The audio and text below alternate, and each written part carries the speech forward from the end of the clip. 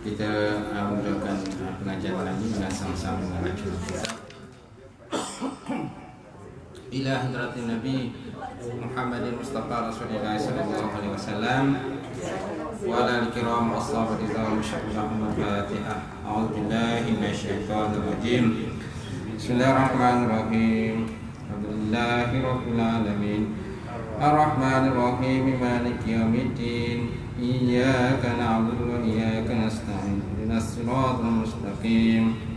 Siratal ladzina an'amta 'alaihim ghairil maghdubi 'alaihim waladdallin. Amin. Assalamualaikum warahmatullahi taala wabarakatuh. Alhamdulillahirabbil alamin. Wal 'aqibatul muttaqin wa la udwana illa 'alal zalimin.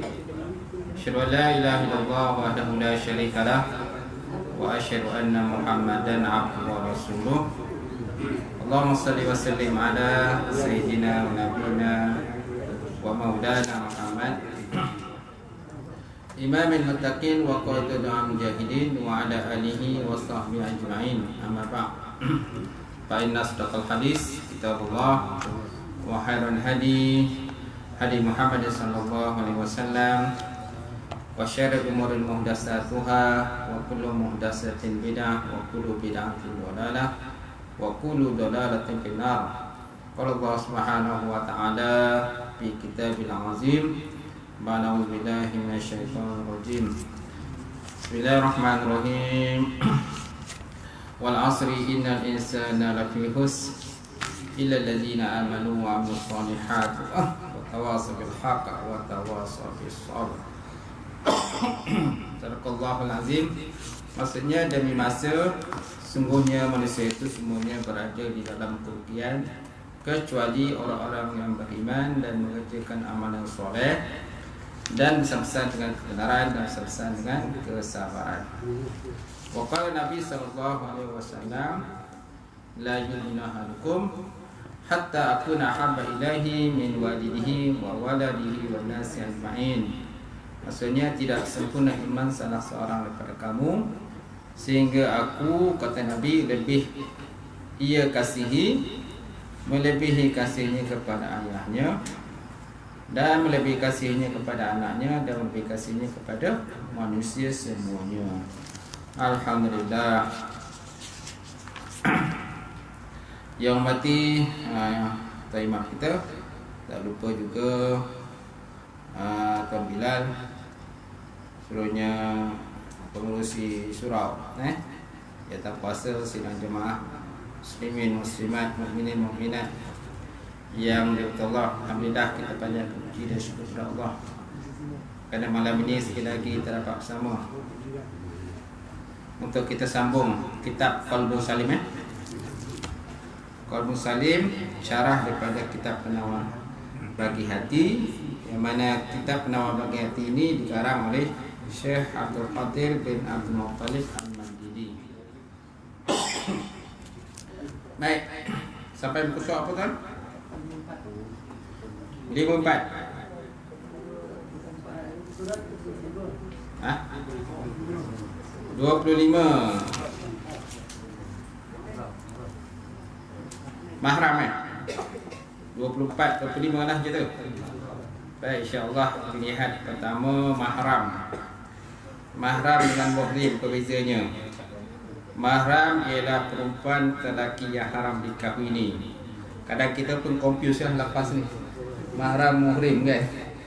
Kadang kita gunakan muhrim, kadang mahram. Jadi mana yang betulnya? Mahram ialah perempuan atau lelaki yang haram dikahwini, sedangkan muhrim orang yang memakai pakaian ihram. Orang yang memakai pakaian ihram. Itu perbezaanlah antara mahram dengan muhrim. Kadang kita berbeza, kadang kita membelasah itu. Belasah ya. Mahram jadi muhrim, muhrim jadi mahram. Macam tu. Baik ya. Baik, kemudian kita masih lagi dalam pembahasan cara mensyukuri nikmat mata. Cara mensyukuri nikmat mata, insya-Allah. Jadi mensyukuri nikmat mata ialah dengan menjaganya daripada melihat apa saja yang diharamkan, seperti melihat perempuan lain selain daripada isteri sendiri. Seperti melihat perempuan lain selain daripada isteri sendirilah. Maksud melihat ini ialah melihat yang menimbulkan nafsu dan syahwat. Tak? Kerana kebiasaan kita zaman sekarang ni, kita di Malaysia ni ramai, kalau kita ni memang dia tak tutup muka dia. Muka tak tutup perempuan kan. Macam tu. Ada juga sebahagian kita ni yang tutup muka. Pertama sekali anak-anak gadis, perempuan-perempuan muda biasanya dia pakai niqab. Perempuan yang dah otai-otai ni biasa dia tak pakai lah. Dia tak pakai niqab. Macam tu. Niqab tu lah yang hijab. Okay? Macam tu. Jadi yang diharamkan tu bila melihat perempuan lain selain isteri, yang boleh menimbulkan nafsu, syahwat dan sebagainya. Kalau tak ada menimbulkan nafsu syahwat, tak ada masalah lah.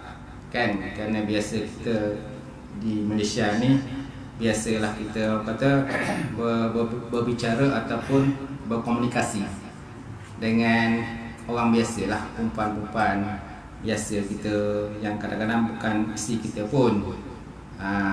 Tapi masing-masing tidak ada keinginan apa-apa pun. Tak?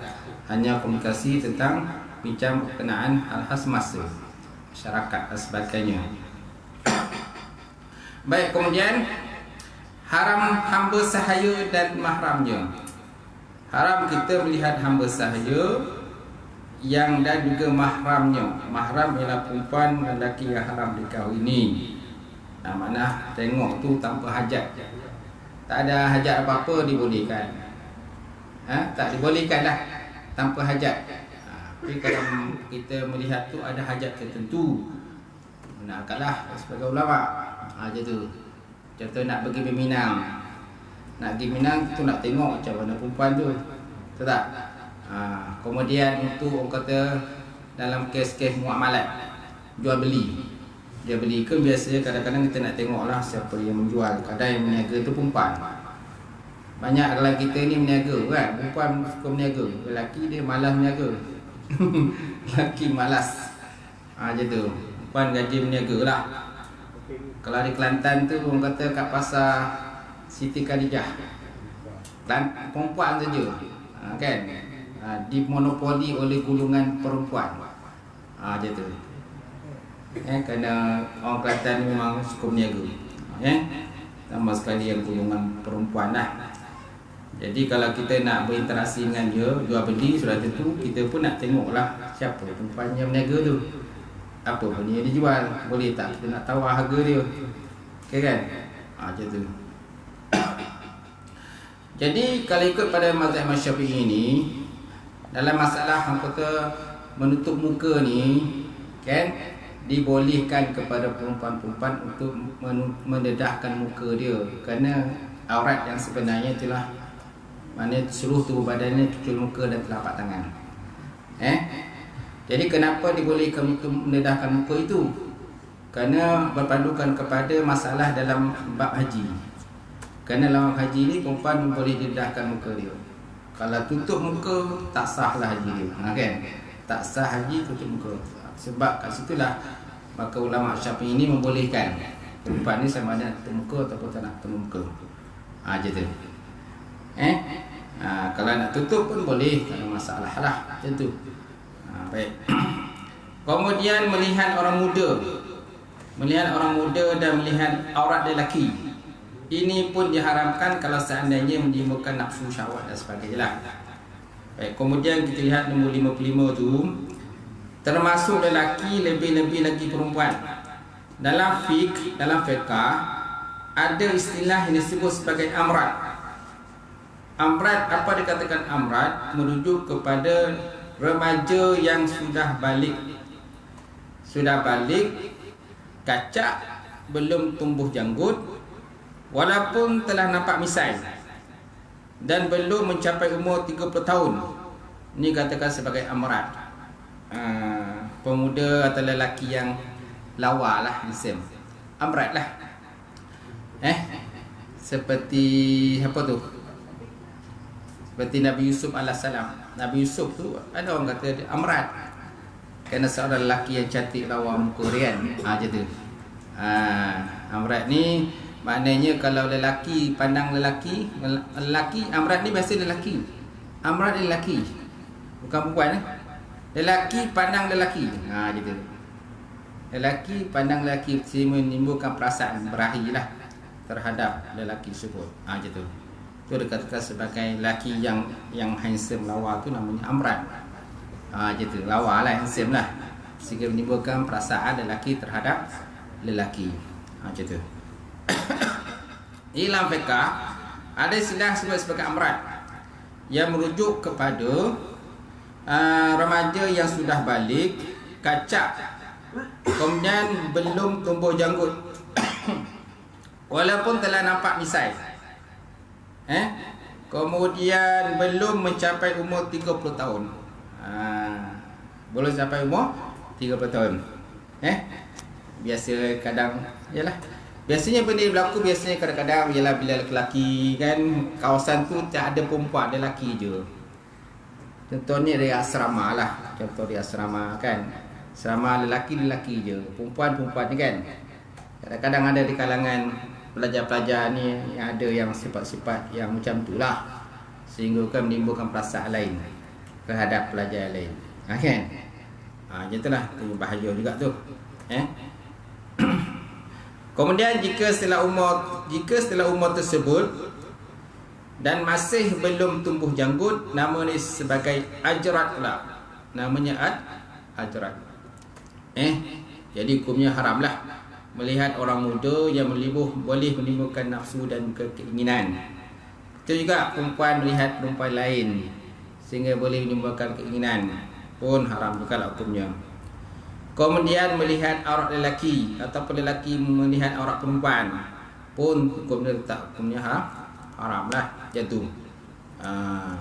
Baik. Kemudian ada nombor 56.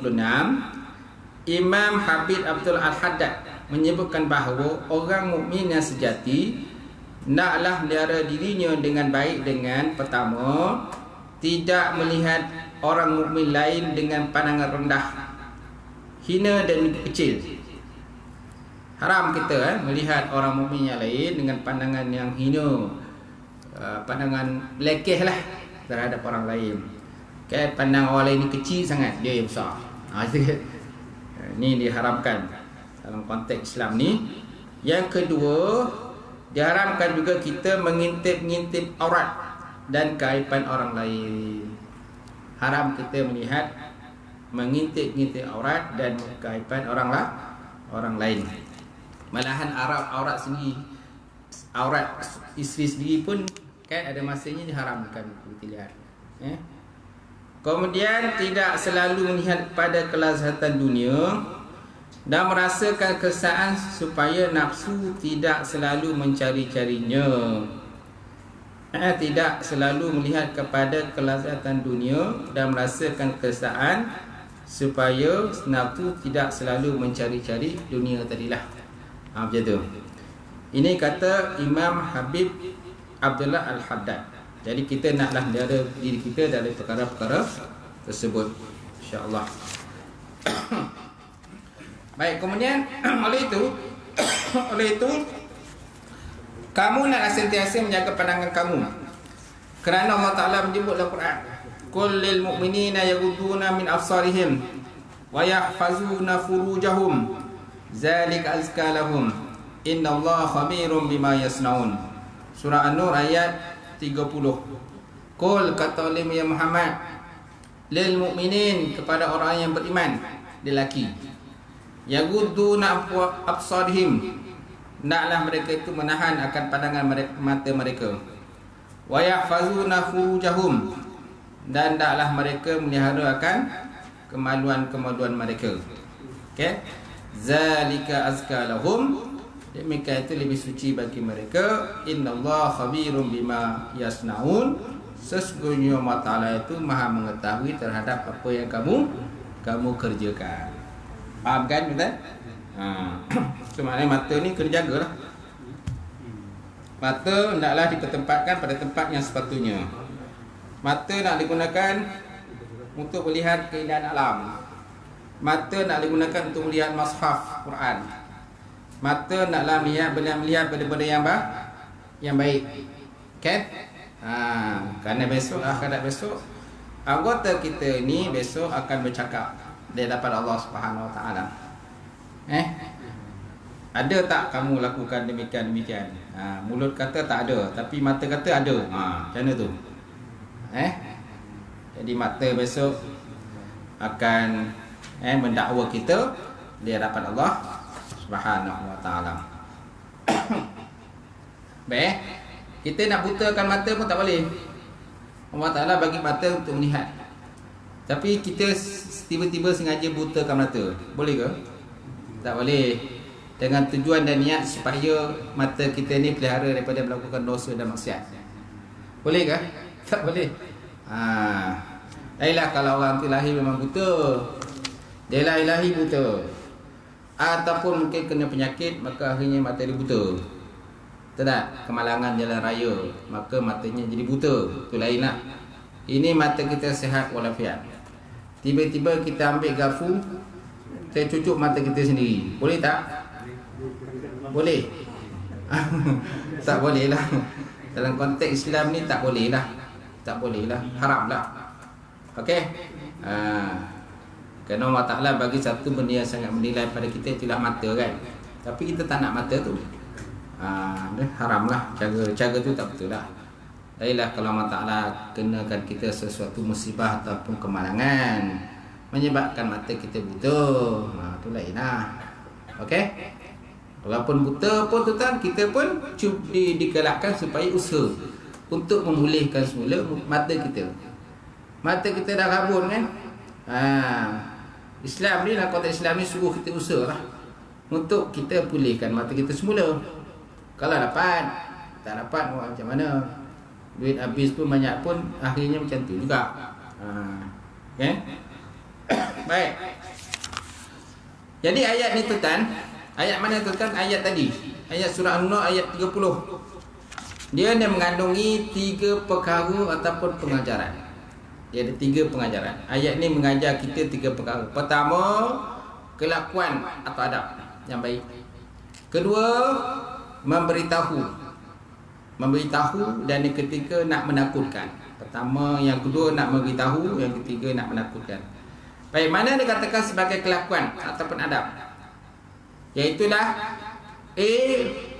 kan melalui ayat tadi Allah Ta'ala mengajar kita adab atau kelakuan, seperti Allah Ta'ala sebut dalam Quran dan ayat tadi, qul lil mu'minina yaghudduna min absarihim wa yahfazuna furujahum. Jadi ayat ni tuan-tuan, dia mengandungi adab dan juga pengajaran. Apa dia adab dan pengajaran situ? Allah Ta'ala mintakan hamba-Nya untuk berkelakuan baik, iaitulah dengan pertama, menjaga mata daripada melihat benda yang diharamkan oleh Allah Ta'ala. Kedua, menjaga kemaluan. Wa yahfazuna furujahum, menjaga kemaluan daripada melakukan satu benda yang diharamkan oleh Allah Subhanahu Wa Ta'ala. Wala taqrabuz zina, jangan kamu hampiri kepada perbuatan zina, innahu fahisyatan wasa'at sabila, kerana zina satu perbuatan yang keji dan juga seburuk-buruk jalan. Hasil daripada perzinaan Pertama, akan lahirnya contohnya anak tidak satarah, anak luar nikah. Yang mana anak luar nikah tu nanti kadang-kadang dia tak tahu pun siapa ayah dia, dan mak dia pun kadang dia tak kenal. Kalau umur dia panjang, dia dapat hidup lah. Dia akan hidup dengan keluarga angkat. Kalau umur pendek, kemungkinan besar dia akan dibunuh, dibuang dalam longkang, buanglah sungai ataupun ditanam macam tu, hidup-hidup dan sebagainya. Itu kalau umur dia pendek lah macam tu. Jadi hasil daripada perzinahan akan lahir anak luar nikah, akan rosaknya masyarakat, kan berlakunya orang kata bergaduh sana bergaduh sini, akan mengundang bala bencana daripada Allah Subhanahu wa taala. Sebabnya dalam konteks Islam ni, Islam menekankan pernikahan, perkahwinan. Satu ikatan yang halal, perhubungan antara lelaki dengan perempuan. Baik. Jadi tuan-tuan, dalam ayat ini sampai pada ayat wa yahfazuna furujahum, dan mereka melihara kehormatan mereka. Jadi mana ke situ ada dua benda. Pertama, yaghudduna min absarihim. Allah Taala perintah supaya kita sekat mata ataupun kawal mata lah. Nak sekat mata pun tak boleh, kadang-kadang terpandang. Kadang-kadang terpandang. Apalagi kalau kita pergi shopping komplek. Tuan pergilah kalau shopping komplek yang besar-besar tu, mudah tak nak jaga mata? Saya rasa susah nak jaga mata lah. Macam tu. Apalagi kalau shopping komplek ni ialah bercampur lah lelaki perempuan, non-Muslim, bukan non-Muslim, peha sana, peha sini, nampak kan? Macam tu biasa perempuan lah. Suka nak jaga. Macam tu. Jadi kita nak sekat pun tak boleh. Nak sekat pun tak boleh.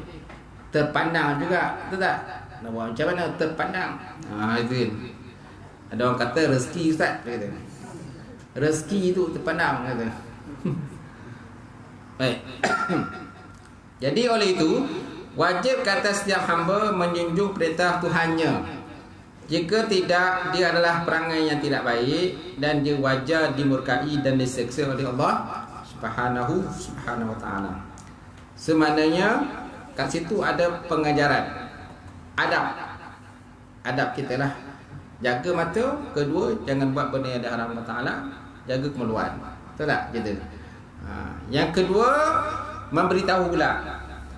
Ke ayat ni juga ada memberitahu yang apa tuan-tuan? Zalika azka lahum. Zalika azka lahum. Yang demikian tu lebih suci bagi mereka. Dalam ayat ini Allah Ta'ala memberitahu tentang pertama, menjaga mata daripada benda yang haram. Kedua, menjaga kemaluan. Kedua-duanya adalah sebab untuk pertama, membersihkan hati daripada segala dosa. Dan yang kedua, memperbanyakkan amalan kebaikan. Itu maksud zalika azka lahum. Demikian itu adalah untuk lebih suci. Demikian itu lebih suci bagi mereka lah. Lebih suci bagi mereka tu untuk siapa? Untuk orang tadi lah, yang jaga mata dia dan jaga kemaluan. Mata dan kemaluan. Kenapa dikaitkan dengan kemaluan dengan mata? Bukankah boleh dikaitkan dengan kemaluan dengan tangan ke? Tapi kenapa dikaitkan dengan mata? Kerana mata lah biasa puncanya tu tak? Biasanya puncanya mata lah dulu. Kalau tak nampak, memang susah lah nak timbulkan berahi. Orang buta, mana dia timbul berahi? Walaupun perempuan lawa cantik molek macam mana, pakai suap pendek depan mata dia pun, dia buta. Dia tak ada timbul berahi apa-apa. Tak tahulah kalau dia buta, tiba-tiba dia timbul berahi. Nampak perempuan yang pakai apa? Pakai baju terjun je kan? Baju terjun. Apa nama baju tu? Begini begitu. Begini begitu. Itulah baju kan. Macam tu. Itulah kelebihan orang buta pula. Mana dia tertera pandangan mata kita, pematang mata dia. Kemudian yang ketiga, menakutkan. Dalam ayat ini juga terdapatnya kandungan menakutkan. Mana ayatnya? Innallaha khabirum bima yasnaun. Sesungguhnya Allah Ta'ala mengetahui apa yang mereka kerjakan secara batin, seperti mana dia mengetahui perkara yang zahir. Nampak tak? So Allah Ta'ala bersifat alim, alim serta khabir. Apa makna alim? Maha mengetahui. Khabir, maha meliputi terhadap apa saja yang kita kerjakan. Jadi makna dalam ayat ini kandungi pertama pengajaran, kedua memberitahu, ketiga untuk menakutkan kita. Faham kan tuan-tuan? Baik, seterusnya dalam ayat ini Allah Ta'ala menakutkan hamba-Nya dengan pertama, jika perbuatan hamba itu baik, maka Allah Ta'ala akan membalasnya dengan pahala. Itulah kebahagiaan dengan syurga lah. Kemudian kalau seandainya perbuatan tu jahat, buruk, kan, keji, maka Allah Ta'ala membalasnya dengan sesaan dan juga api neraka. Na'udzubillah min zalik. Baik. Kemudian ada kat situ tuan-tuan, nombor 59, faidatun, satu faedah. Apa faedah sini sebut tuan-tuan? Ciri-ciri orang yang ingin dekat kepada Allah Ta'ala dan juga negeri akhirat. Apa ciri tuan-tuan kalau kita nak ingin dekat pada Allah dan kita nak mudah besok akhirat kita besok? Baik, di sini disebut oleh musannaf pengarang kitab, antara ciri-ciri orang memiliki keinginan untuk dekat kepada Allah Ta'ala dan negeri akhirat ialah dia tidak mendengar sesuatu fadilat ataupun keutamaan atau amal baik yang boleh menjadikan dirinya dekat kepada Allah dan negeri akhirat, melainkan dia akan berusaha untuk sungguh-sungguh. Nampak? Melainkan dia mesti usaha. Dia bukan hanya sekadar dengar aja. Oh, kelebihannya ni. Kalau aku buat baik macam ni, kelebihan dia ni. Kalau aku berpuasa sunat, kelebihan dia ni. Okay, dia tahu. Tapi tahu pun tak cukup. Nampak tak? Jadi kata musannaf, melainkan dia mesti berusaha dengan bersungguh-sungguh secepat mungkin dan menggunakan seluruh tenaga untuk mendapatkannya. Itulah ciri yang dia nak. Kita nak. Bukan hanya banyak sekadar tahu je. Banyak kalau kita ni kadang sekadar tahu. Amalannya kurang. Kadang kita suka dengar ceramah-ceramah ni. Tapi segi amalannya mana? Tak ada. Kosong. Balik kan kosong kita. Setakat dengar macam tu lah Ustaz. Kan? Baik, kemudian dia akan berusaha mengamalkan fadilat-fadilat atau sunat-sunat yang dia dengar, walaupun hanya sekali seumur hidup. Sesungguhnya buat ilmu itulah amalan. Walaupun sekali tuan-tuan kita pernah dengar benda tu. Ceramah lain tak pernah cakap pun, dia je pernah dengar. Tapi benda tu baik dan tidak menentang pun dengan amalan baginda Rasulullah sallallahu alaihi wa ala alihi wasallam. So cubalah kita buat, amalkanlah semampu kita boleh lah. Macam tu. Ma amartukum fa'tu minhu mastata'tum. Apa saja yang aku perintah pada kamu, maka cubalah kamu buat semampu yang kamu boleh buat.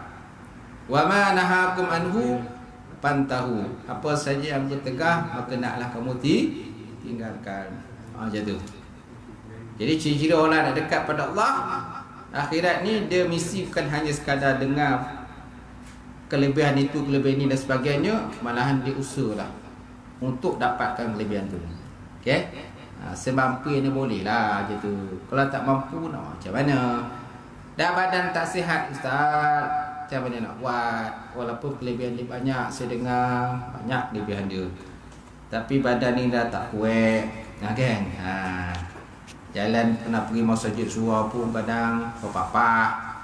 Kalau awak tak ada orang papahkan, memang tak dapat dah ke masjid dah Ustaz. Macam tu. Jadi buatlah mana yang boleh buatlah. Macam tu. Okey? Betul. Kemudian satu faedah lagi. 6 perkara petunjuk di syurga. Sayyidina Ali bin Abi Talib karramallahu wajhah memberitahu petunjuk untuk di syurga dengan 6 perkara.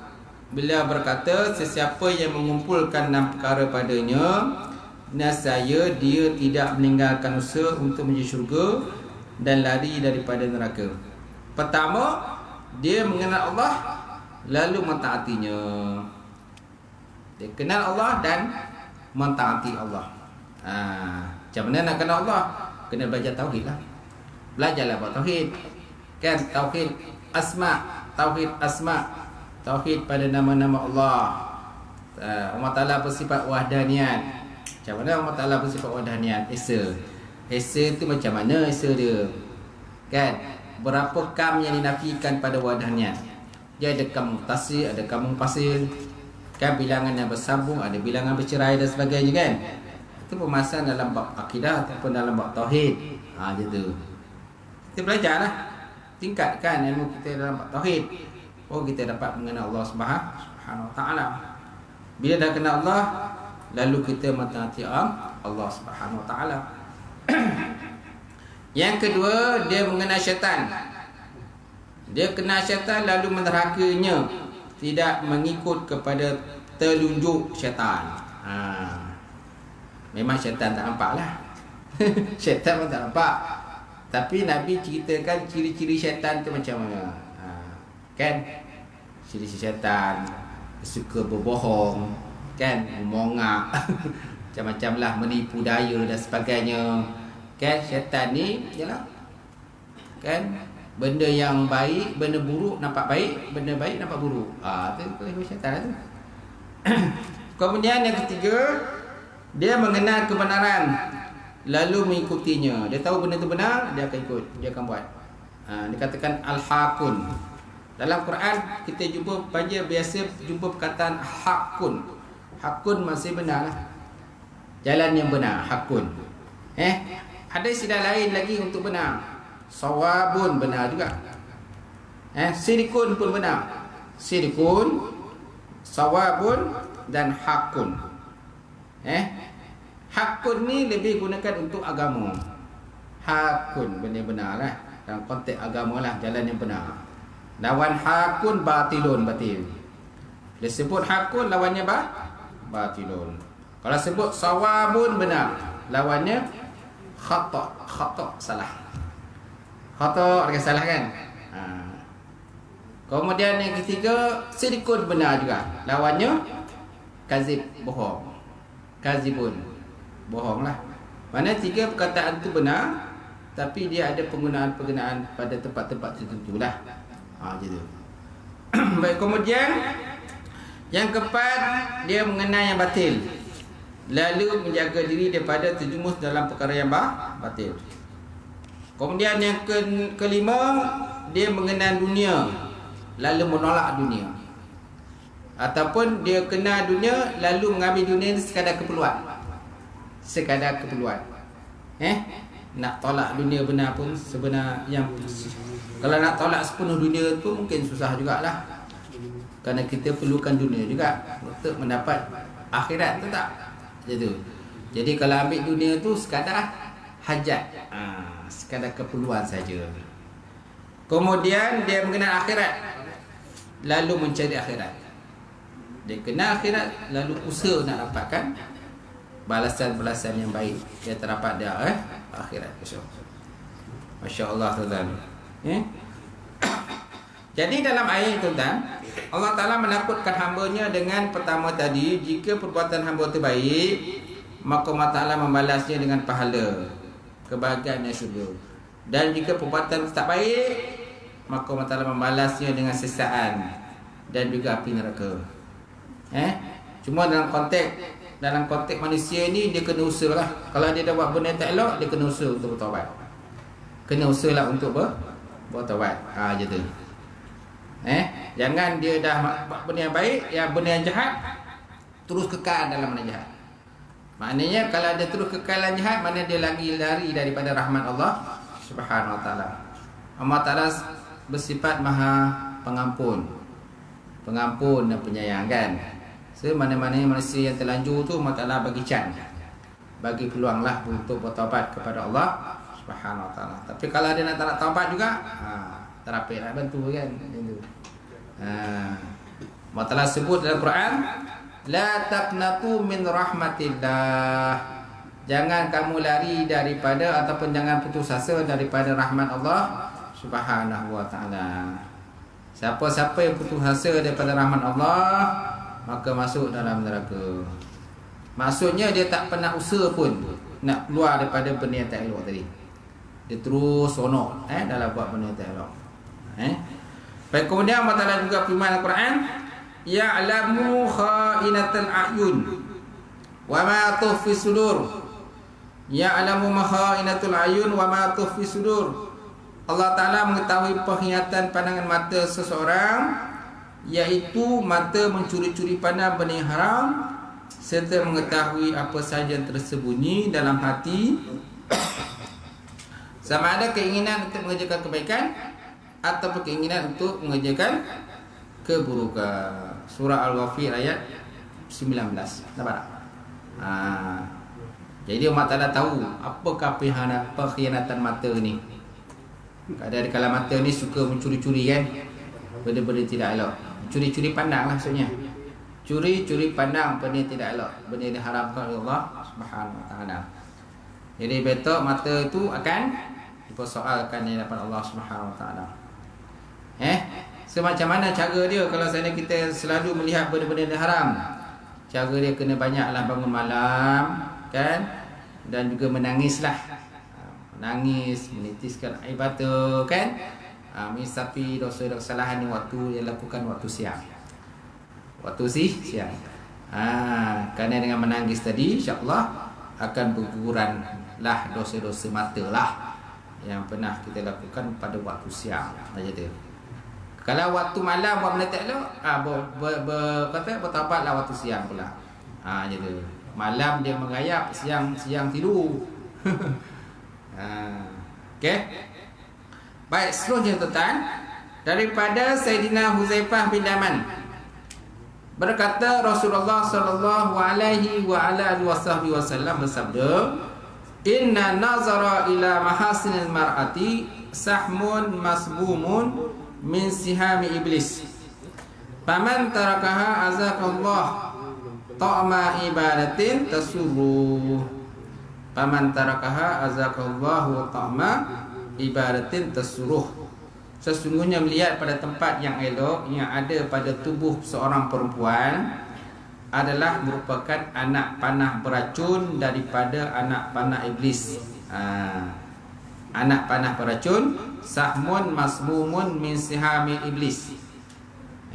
Anak panah beracun daripada anak panah iblis. Okey, maksudnya apa? Kerana sangat cepat dia membinasakan. Paman tarakaha azakallahu ta'ma ibadatin tasurruh. Sesiapa yang meninggalkannya kerana takut kepada Allah Subhanahu Wa Taala, Allah Taala akan merasakan kemenisan ibadah kepadanya yang menggembirakan. Allah Taala merasakan kemenisan ibadah lah. Gitu. Boleh? Kadang susah ni pandangan mata ni nak jaga. Apalagi kalau TV kan. Dalam TV tengok sukan sini pula. Sukan terjun. sukan terjun. Kadang bukan sering terjun saja. Ada kadang-kadang macam-macam acara kan. Apa lagi acara tu? Acara gimnastik. Gimnastik. Je. Acara gimnastik kan. Gitu. Dia tak boleh pakai tracksuit. Pakai tracksuit kan tak boleh masuk, dia kata. Tak boleh masuk. Dia kena syarat dia macam itulah pakaian dia. Pakaian dia macam tu. Kalau pakai menutup aurat kan tak boleh masuk. Melanggar kata peraturan pertandingan. Melanggar peraturan pertandingan. Itu sebabnya yang banyak masuk acara-acara sukan ni kebanyakannya yang non-muslim. Orang Islam ni tak banyak sangat lah masuk acara sukan ni. Banyak non-muslim lah. Kenapa? Kerana masalah aurat lah. Masalah aurat. Kalau seandainya ada pelihara aurat, ramai rasanya perempuan masuk sukan ni. Kalau terpelihara aurat kan, cara-cara berpakaian yang dikendaki oleh Islam kan.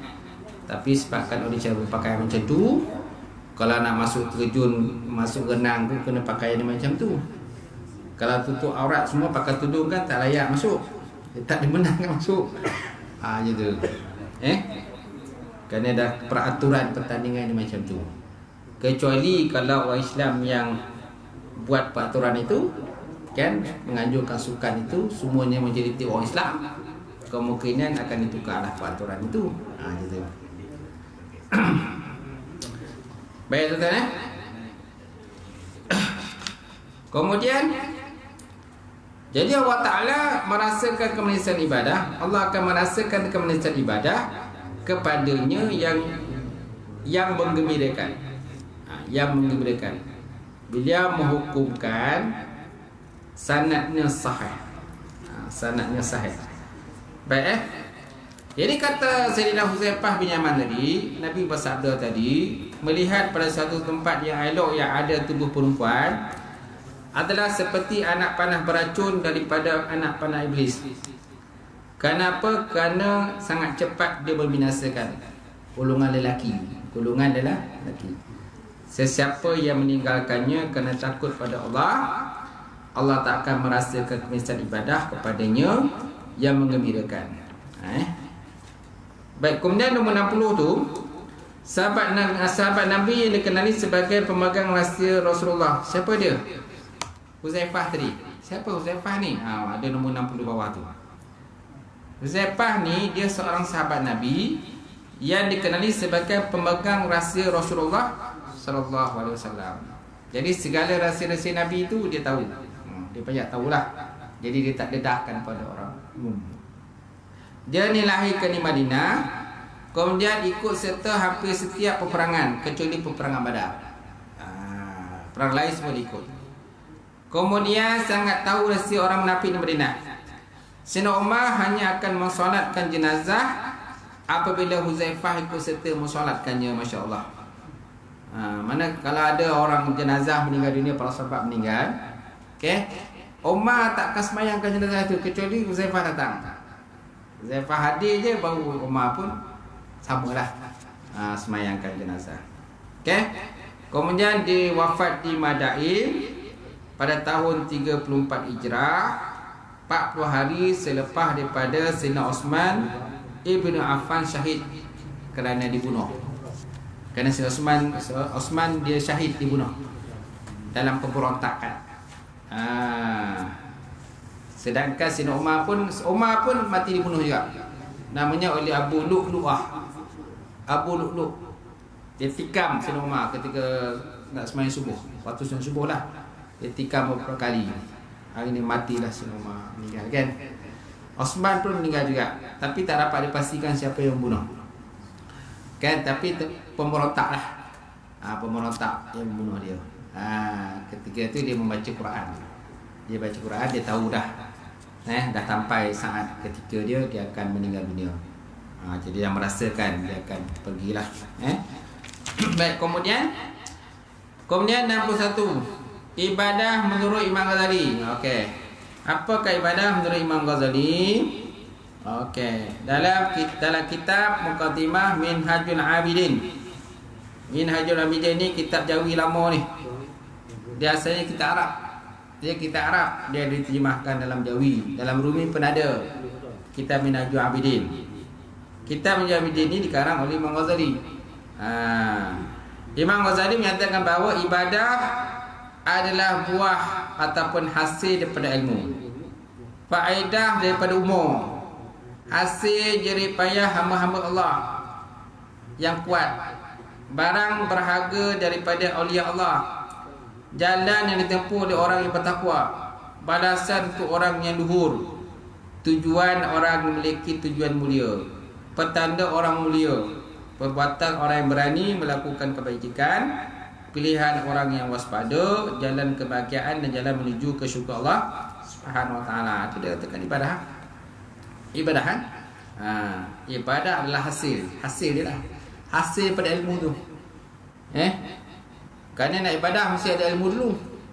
Tanpa ilmu macam mana kita nak ibadah? Cuma bila kita dah beribadah, kita akan memperbaiki lagi ilmu tu. Memanglah ilmu tu penting untuk ibadah. Tapi bila kita dah ibadah, kan, kita juga berpadu pada ilmu tadi dan kita akan cuba perbaikilah. Ibadah-ibadah kita lakukan tadi berdasarkan kepada ilmu kita ada. Dan ilmu pula tak cukup setakat tu je, kena ditambah. kena tambah dan sebagainya. Baik, kemudian untuk menuju tujuan tersebut merupakan satu perjalanan yang amat sulit. Jadi nak dapat ibadah yang baik yang Allah Ta'ala terima, maka dia merupakan satu perjalanan yang amat sulit, penuh dengan liku-liku, kata musannaf. Dia penuh dengan halangan, penuh rintangan. Sebab Imam Ghazali pun disebut dalam kitab Minhajul tu, berbagai halangan-halangan. Ada 7 halangan, disebut tak? Tersilap saya 7 halangan, 7 akabah. Akabah zuhud, akabah ilmu, akabah kata banyaklah halangan-halangan dia, kan? Untuk sampai kita menuju kepada Allah Subhanahu Wa Taala. Okey. Kemudian jadi untuk menuju tujuan tersebut merupakan satu perjalanan yang amat sulit. Susahlah perjalanan dia. Kemudian penuh pula berliku tu. Kemudian ada pula halangan dia. Kemudian ada rintangan dia. Banyak sekali yang harus dilalui. Cubaan yang selalu mengelilingi. Berbagai macam musuh yang harus dihadapi. Musuh pun macam-macam. Musuh luaran, dalaman. Kan? Sifat ujub hara diri. Kan? Ataupun sifat sum'ah. Sum'ah ni memperdengarkan amalan pada orang lain. Malam tadi aku banyaklah sembahyang tahajud. 20 kan ada. 20 rakaat ada. Cerita kat orang lain. Ceritakan orang lain. Itu nama sum'ah lah tu. Kemudian berbagai macam musuh yang harus hadapi. Sedangkan orang yang mahu diajak untuk ibadah agar sampai tujuan tersebut sedikit. Bahkan orang yang mau menolong pun sikit juga. Nampak tak? Nak buat baik kadang-kadang ada orang bantu, kadang ada orang tak bantu. Kadang-kadang kita buat baik pun kadang-kadang orang sindir kita. Nak buat baik ni, nak tolong orang, siaplah orang lain sendiri. Mulalah tu. Kan? Tayo tu sekejap tu kan. Kan? Punyalah orang lain punya menyindir. Langsung tak jadi baik. Langsung tak jadi baik. Macam tu. Adalah udang sebalikmu tu, mi tu. Ada makna dia tolong tu kan. Macam tu. Jadi orang tadi mula-mula semangat nak buat. Bila dah orang cakap, tak jadi nak buat. Nampak tak? Baik, kemudian Sayyidina Anas pernah berkata, Rasulullah bersabda, hubbatil jannata bil makarih. Hubbatil jannatu bil makarihi wa hubbatin nar bisyahawati. Syurga dikelilingi dengan perkara-perkara yang tidak menyenangkan. Neraka dikelilingi dengan benda-benda yang menyenangkan. Syurga nak dapat ni, dia dikelilingi oleh perkara yang tak menyenangkan kita.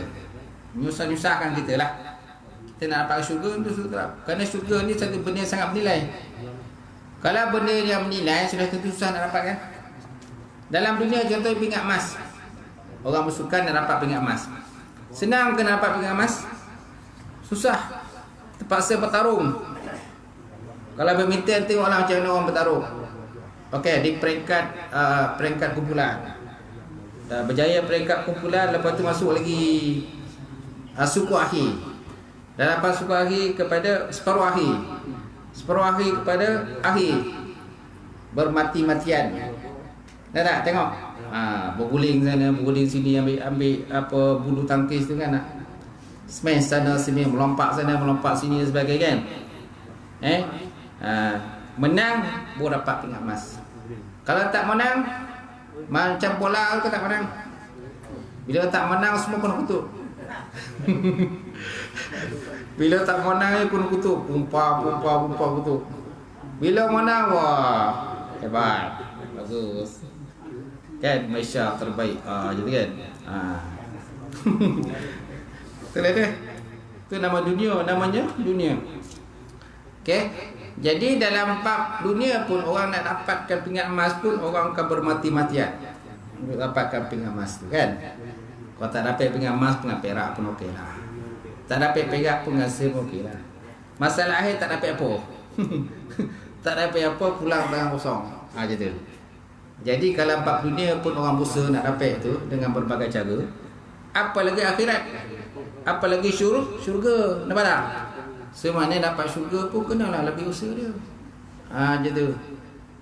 Kenalah usaha lebih, bangun malam, mujahadah diri, mujahadatun nafsi. Okey.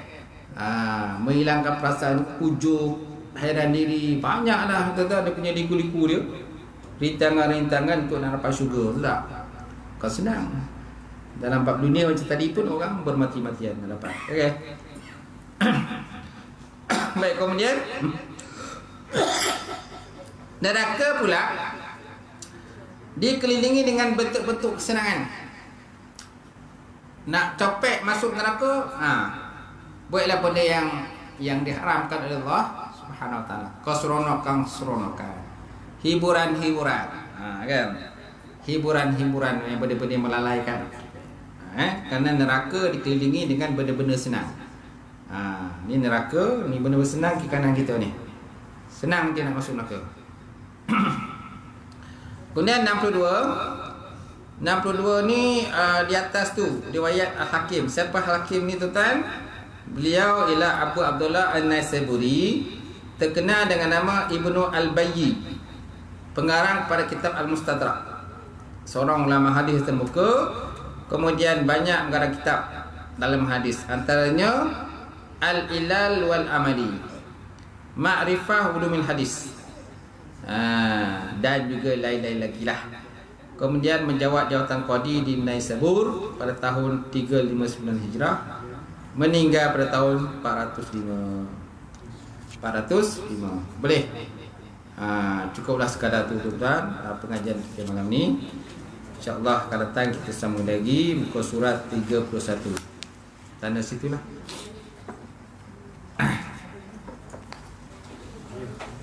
Saya bertanya, buka soalan kalau ada sebelum saya tutup.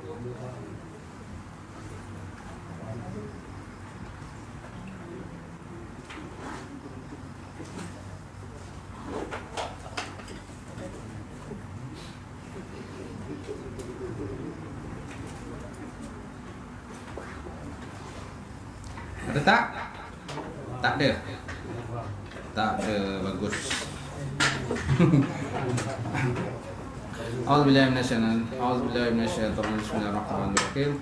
Alhamdulillahi rabbil alamin wassalatu wassalamu ala asyrofil mursalin wa ala alihi wasallam. Allahumma zidna ilman nafi'a wa yaqinan shadiqa wa amalan mutaqabbala wa rizqan halalan mubarakatan qasira. Wasiyana ya alim, naudana qulubana bi nuril ma'rifataka wa tahlana futuhal arifin. Allahumma inna na'udzubika min ilmin la yarfa' wa min nafsin la tashba' wa min qalbin la yasha' wa min du'a'in la yustajaba laha ya arhamar rahimin. Allahumma inna haqqa haqqa warzuqna ittiba'ah wa inna batila batila warzuqna ijtinabah.